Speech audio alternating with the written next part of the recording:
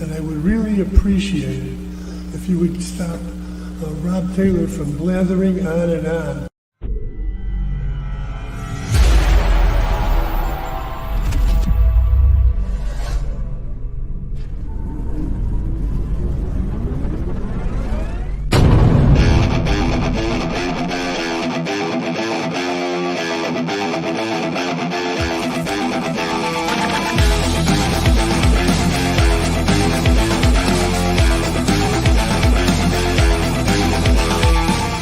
Opinions expressed by talk show hosts, callers, or guests on the Rob Taylor Report do not necessarily represent the opinions of the hosting platform, subsidiaries, sponsors, or possibly anyone else on the planet or the known universe. From the tinfoil and lead-lined broadcast bunker on the beautiful southern coast of Oregon, it's the Rob Taylor Report. So strap yourself in. Your weekly political therapy session is about to begin. Ladies and gentlemen, here he is, the nearly famous Rob Taylor.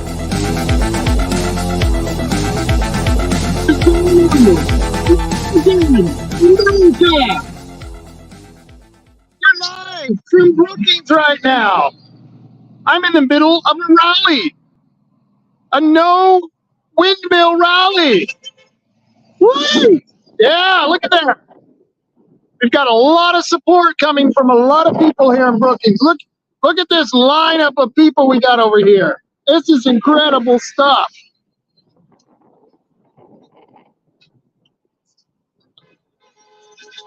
A lot of support. Yes, and damn Didi. We were just down in Gold Beach, and just so you know, it's me. Hi. But just so you know, we were down in Gold Beach, and we got an incredible response. Every light, almost at every single light, there were people honking in favor of this movement. And what we are is we're trying to stop these wind turbine project. And I think we're going to do a good job at this.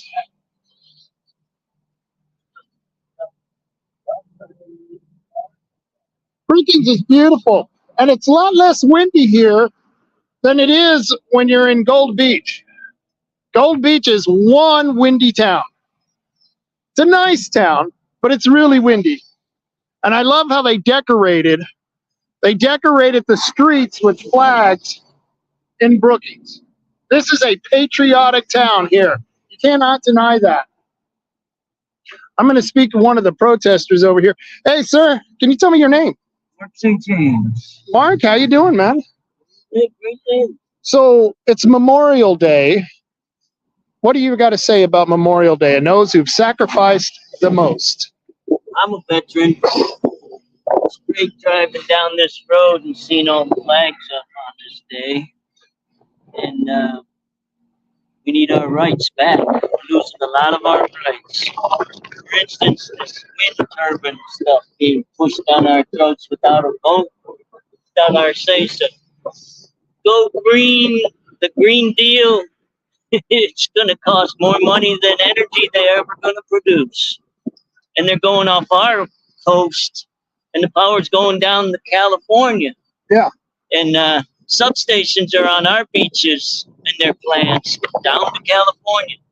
We don't need the power.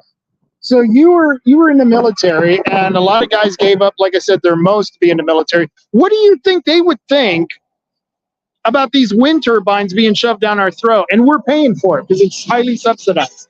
Well, I'm with the veterans, very happy with the local veterans. They're all against this. Even a lot of our Congress are against it.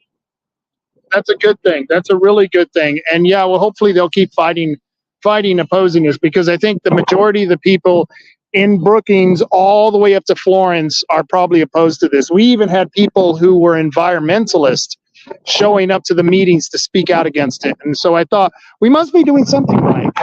Certainly are. These things are going to cost more to build than they're ever recouping power. And plus the toxins they're going to put in the water when they start breaking down in this salt air.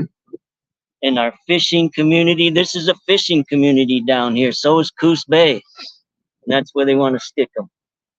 And that's crazy because they keep saying how we're losing so much of our food resources. How many, you look at the food processing plants have mysteriously burned down, and you look at all the major corporations who have shut down their food processing, and they're destroying small farms. I mean, they're literally taking small farms and just regulating them to the point where it's not even worth the farm owner to go out there and do this. And it's I've seen it where some farms have been actually surrounded by these solar panel. It's another scheme like the wind turbines, and they're taking up a huge swath of agriculture for a technology that, even if it works, you're destroying our food source. You can't eat solar panels. If they put them in the sun's path for the fields, they're taking their sun away. And like you said, most of the energy a lot of times doesn't even go to the people who are making the most sacrifices. And that's the sad part. You did tell me earlier that you wanted to talk about some events that were going on. Yeah, we're doing monthly events down here. I'm co-leading them with Shar Riggs. We're doing the Trump train. Next one is June 8th. We got one July 6th, August 17th. They're all Saturdays. We meet in the harbor parking lot. At 11 o'clock, we cruise this highway back and forth for 2 laps. Oh, nice. At noontime. That's nice. So the one on June, where does that one go? We have a route where we come out on the highway, we go down to Harris Beach, and we turn around and we come back. We try to stay on the highway for visibility. Trump train. We did one in Coos Bay, and I think we had the final count, we had 108 cars. I mean, we took up like a quarter mile of road when we were traveling. And so we did that. We drove all the way up to Winchester Bay, and we unfurled this huge flag on the beach. It was beautiful. It was a beautiful thing. And I was thinking maybe we should all join together as counties and try to find somewhere to, we all start in our counties and then find somewhere to go. That's what we're trying to organize for August 17th. It's supposed to be, July is supposed to be multi-county, and August is multi-county. If we could grow our cruise and meet up like Bandon up in there and Coos Bay meet down. I ran the cruises for Trump 4 years ago. We grew our last rally from here up to Gold Beach and met with Chris Patch and his group. Yep. We had over 300 vehicles cruise up there. Beautiful. That is great. That is great. No, I think you're right, because Bandon is like the middle point. Oh, look at that. There's an old roadster. Bandon is the middle point between, say, Reedsport and Brookings. And so it would be only smart we head over to Bandon, and we may not want to take 42, but take the North Bank Lane and head over to Coquille and go to Roseburg and find some huge area. Maybe we can get people up from Josephine County, Jackson County. I think we could do a huge thing. I think it would just be overwhelming. And to get on Bob Sticer, I think he's organizing a lot of the Trump trains, and that's what I'm trying to get with him for August 17th. I'll have to see if I can get a hold of him. I think I have a contact for him, and yeah, I was wondering who was organizing that, because it's not an easy thing. He's up in northern Oregon, up in Salem area, but down here it's myself and Char. We'll grow it. Hopefully meet somewhere. So let me ask you, is there anything you want to tell my audience before I walk down the street here? Yeah, we got to stop these turbines. We got to stop the tyranny against our will. The only way to do that is get President Trump back in as president, so on day one he can sign all this stuff out. Yep. And he's promised to do that. Yes, he did. Yeah, I've always been amazed with that. It gives us strength. So let me see your sign again. That's beautiful. Take care, mister. Thank you.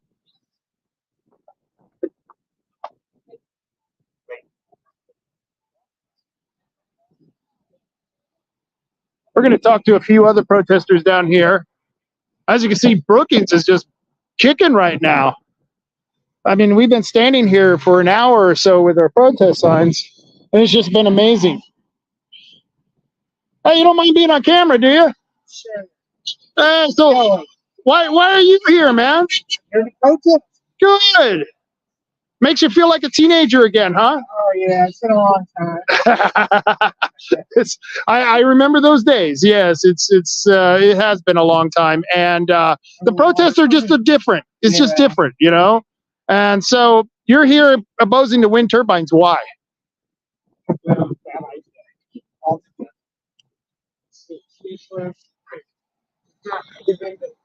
I've been to a place in the valley that had wind turbines all up and down. Most of them would dead all the time.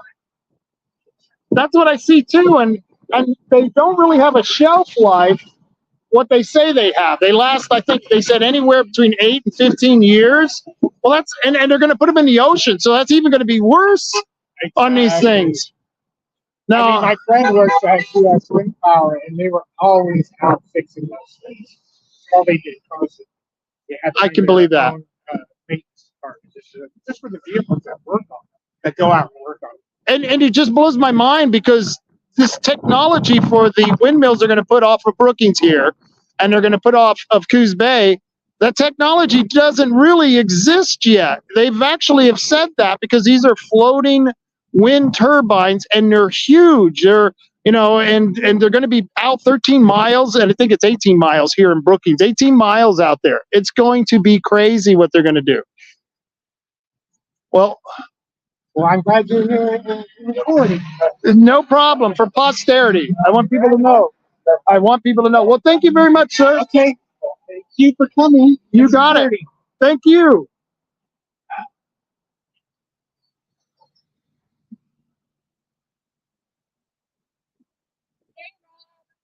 And you all know this lovely lady. This is Diane Rich. What are you doing here? Getting your hair done? What? Getting my hair done. Okay. The windy city of Brookings. Talk about no wind turbines on our coast. With the group of people that have been protesting since the first Bowen meeting that you and I attended down here. In fact, they even have the signs, the first edition signs. I was wondering where they came from. I got one. Yeah, I was like, those are so cool because I actually got one. So, yeah, they were a little bit different. And we will be doing the signs to put our Facebook page on there. So right, Oregonians against wind turbines. And we're going to have everybody check on the Facebook page to follow the protests and come out and stand with us. Because the results that we're getting here are amazing. All the humps and all the waves, no flip-flops. It's wonderful. And, we were just down in Gold Beach. And we were there for an hour and a half. And I would say and I was telling the audience that every single light that people were stopping at, we were getting honks and thumbs up. Every single one of them. Every light. We didn't have any flip-flops at all, as far as I know. And people are very against the wind turbines coming into this area, destroying our fishing industry, destroying our food packaging and processing industries. We just have to stop it before it starts. Now, I'm going to play devil's advocate. Okay, so we need energy in this country because energy is important and we're a growing country and we're going to need more resources. So why don't you want the wind turbines if it's going to provide more energy for us? Because it's greenwash, it's not green.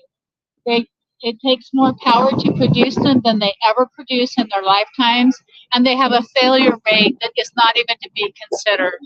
And the damage that they do to our fish and our birds, we can't replace our whales. It just can't be done. And we have other forms of energy, small nuclear, hydroelectric, all kinds of other energy that we can use that are green, that are clean. This is the most expensive way to get energy that is known to man, and it is not effective. And the idea of doing it out in our ocean on 5 unstable tectonic plates is putting all of the people that live on the coast in danger. You're damn right it is. And that's something we can't put a price tag on. So we need to stop this before it goes any further. And I hope if the investors are watching that they understand that we don't plan to stop. The more they build, the more our group will build. We don't want anything to do with wind turbines on our coast. And that was one of the reasons we decided to come out here was there are a lot of people, and you wouldn't believe it with the honks we've been getting, but there are a lot of people who still don't know that this project is going on. And I blame the U.S. federal government and our local politicians for not getting out more to tell the people that this is happening. They don't seem to know it. There's no voting about this. This is being done behind closed doors. Their meetings are hidden from most people. And then when they have a 60-day window for public comment, they cut it back to 30. It's almost impossible to give any meaningful public comment. And this is something that is going to affect us in our rates. Coos County Commissioner Bob Main says that our rates will jump from their current, which at the time was 11 cents per kilowatt, up to $1 per kilowatt. We can't afford that type of a boost, and people won't be able to heat their homes. So we've got to control our electrical costs, and we've got to control the damage that's being done to our marine life. For one thing, the crabs along the East Coast, they love the cables that bring the electricity to shore, so much so that they quit eating, they quit reproducing, and they die. And we have the beautiful Dungeness crab fleets that come here that harvest the crab. That's the end. If these come in, all of our fleets are gone, all those jobs are gone, and the jobs that they bring in are very temporary, and only a few jobs will even be brought into the area. So this is an economic disaster for our coast. I couldn't agree with you more. Politics is important in this because we need politicians who are on the people's side, who will be against this. And we have a commissioner's race in Coos County where you have one commissioner, Drew Farmer, one man who's running for commissioner, Drew Farmer. He's a city councilor. He's for the wind turbine project. He won't. Well, actually, the way he says it is he's not going to be a hard no on anything. He has to learn more about it, which I don't understand. Is the information is out there. And Bob Main, that's the person he's running against, is the incumbent. So would you say that people, it's very important that they get out and vote because this is going to be a pretty significant race? We can't afford to have someone who doesn't understand that wind turbines are bad in any leadership position. We've got to have a strong contingency of people that say absolutely no to wind turbines and keep them off of our coast. Even though these are going to be 13 to 18 miles away from the coast, they will be visible because they're twice as tall as the Empire State Building, and the blades are over a football field in length. The amount of noise and damage to whales and birds, unbelievable damage, and we don't want any of this here. This is just not something we need on the South Coast. And where do you think they're going to make these windmills? Where is the technology and the actual windmills going to be made? Well, the majority of the onshore windmills are produced in China. They're not going to be built in the United States because of the components. They're a carbon fiber that is so dirty when you build it that they can't be built in the United States of America. It's not allowed. The balsam wood that's inside the wind turbines comes from the rainforest. So, if you have any interest in protecting the rainforest, protecting our air and water and our birds, say no to wind turbines and stand with us to protest this before it goes any further. I agree. Now, before I go on down the road, is there anything you want to tell the audience before I get out of here? Be sure to stand with us, come out and protest with us. The calendar will be up on Oregonians Against Wind Turbines, and please join us. 10 people to signs can change everything. And do it today, because once they start building this, you won't have the option and you won't be able to get rid of them. Yeah, it's like we got to do it now before they start, because once they start, they're going to be entrenched and we're going to have much more problems. And that's what we found out about the East Coast. And they're not working on the East Coast. So you actually gave up your Memorial Day, your barbecue, you're hanging out with friends and family, so you can be here. That's how important you thought this was. This is more important than that, absolutely, because this is the future for my grandchildren.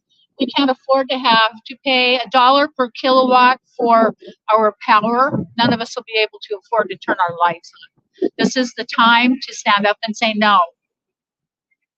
And I got a commenter. He says, we lost another chicken plant in Pennsylvania a couple of days ago. And I'm putting that up on the screen. But once again, this is going to affect our food source, fish, which is a staple of our communities. Well, 25% of the nation's fruit. Hold on, you're going to have to say that again. That was a loud truck. 25% of the U.S. food seafood comes from the California current. That will be amazingly affected by the wind turbines. That's 25% of our food. We can't afford this.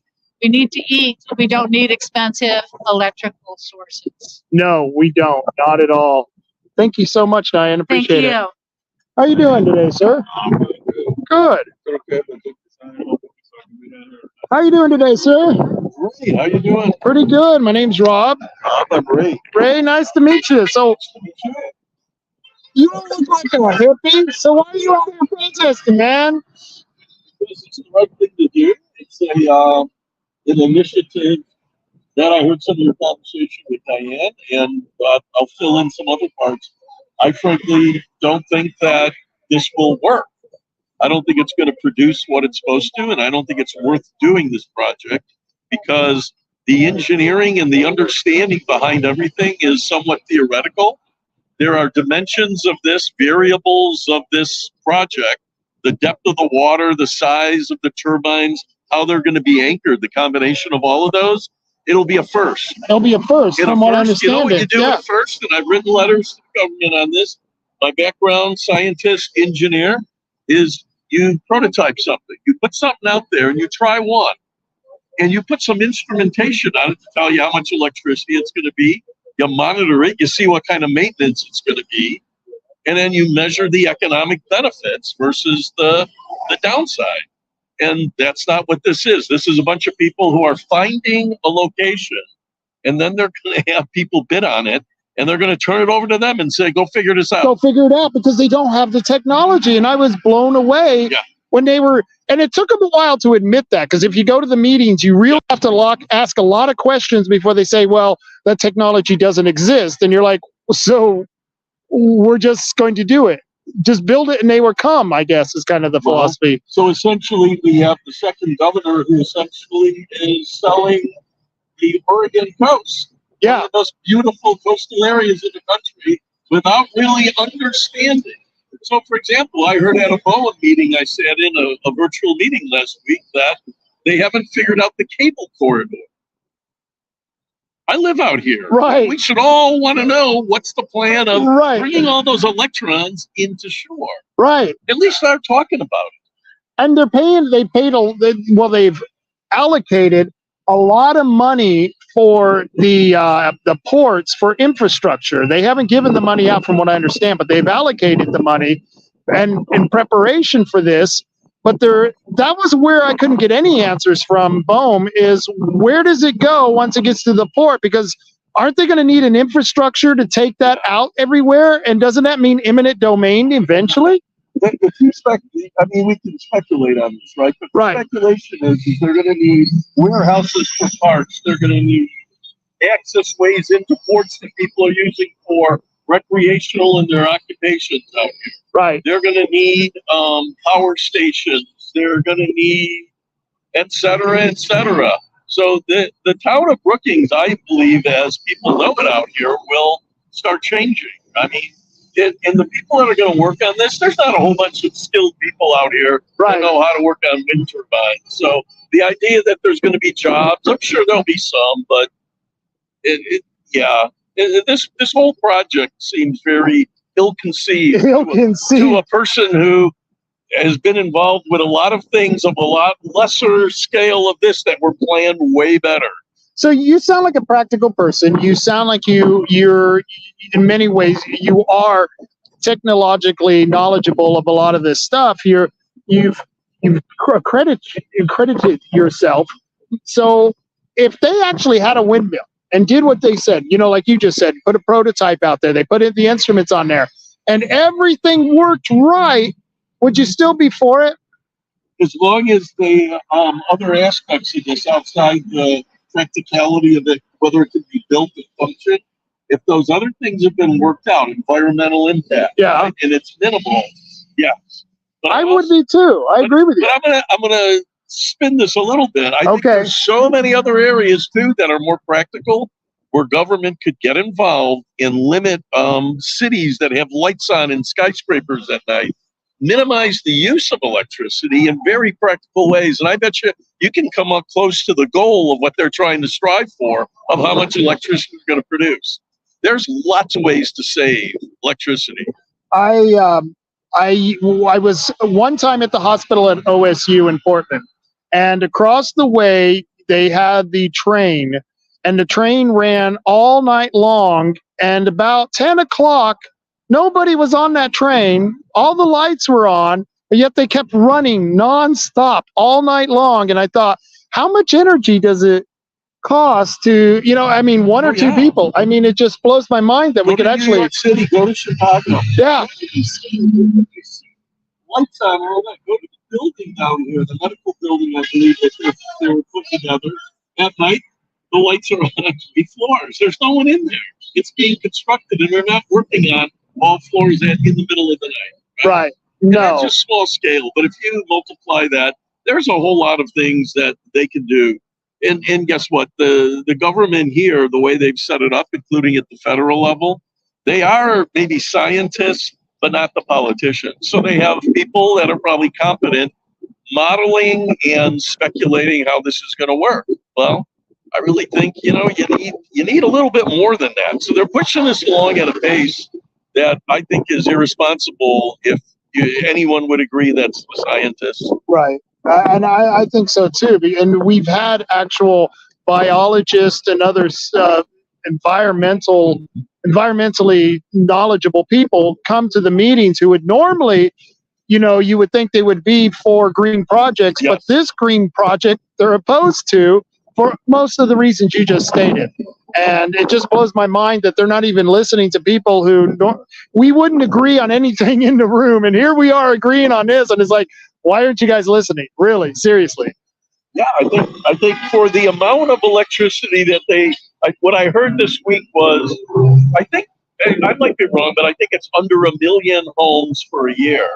Yeah. And that sounds like a lot, but it really isn't. It really isn't. It's 3 gigawatts, I think they're hoping to get. Yeah. And that's if they're getting what they hope. They've even said that they may not even get the 3 gigawatts. Yeah, So it's probably exaggerated a little bit, or it's optimistic, but I don't know, but it's still, is that really good enough for the risk that you could be taking for something that hasn't been proven as well? So what do you think would be a better alternative that we should be focusing our money and our resources on developing? What energy sources do you think are better?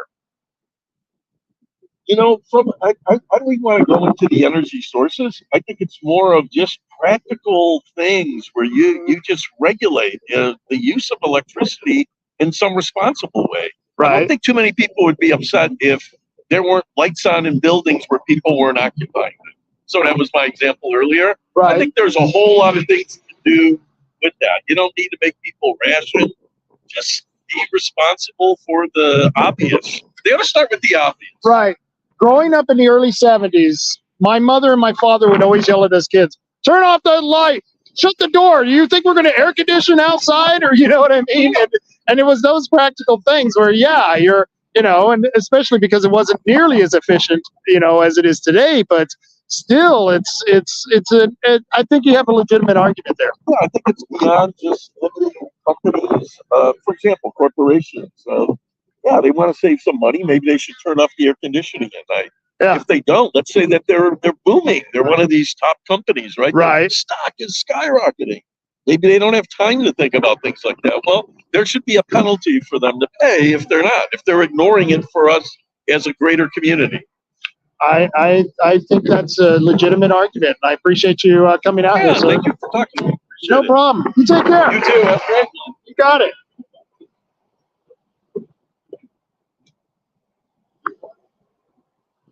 I'm still here in Brookings. The rally's wrapping up.